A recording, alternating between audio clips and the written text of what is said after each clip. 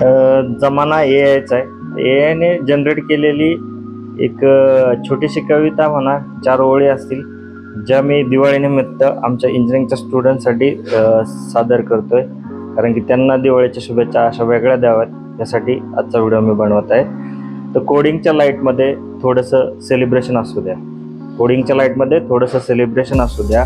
असाइनमेंटच्या तणावातही थोडासा आनंद असू द्या. फाईल सबमिट झाली की नाही साजरी झाली दिवाळी. फाईल सबमिट झाली की म्हणजे नाही झाली साजरी दिवाळी असं समजू नका. थोडं स्वतःसाठी जागा. डिबग करताना जळलेला वेळही दिव्यासारखा उजळतो. डिबग करताना जळलेला वेळही दिव्यासारखा उजळतो. कितीही एरर आले तरी तो इंजिनियर पुन्हा उभा राहतो. कोड फेल झाला तरी हृदयाचा कॉन्फिडन्स चालू असतो. कोड फेल झाला तरी हृदयाचा कॉन्फिडन्स चालू असतो.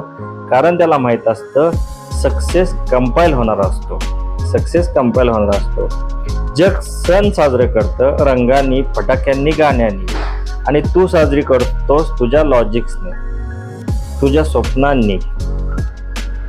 जग सण साजरे करतं रंगांनी, फटाक्यांनी, गाण्यांनी, आणि तू साजरी करतोस तुझ्या लॉजिकने, तुझ्या स्वप्नांनी.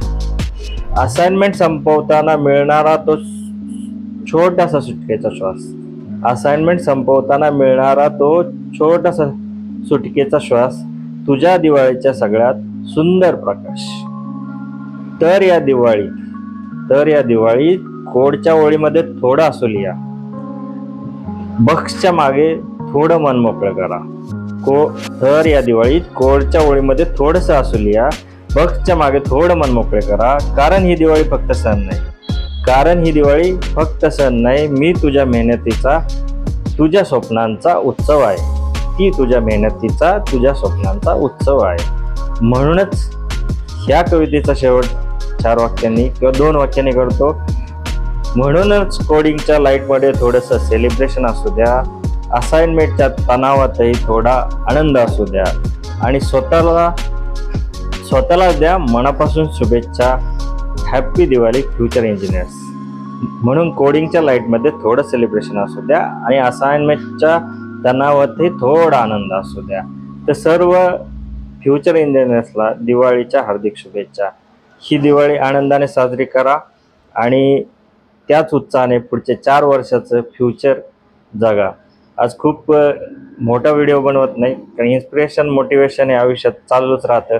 दिवाळीच्या सणामध्ये तुम्हाला जो आनंद घ्यायचा आहे तो ह्या 4 ओळीमध्ये घेऊन जावा.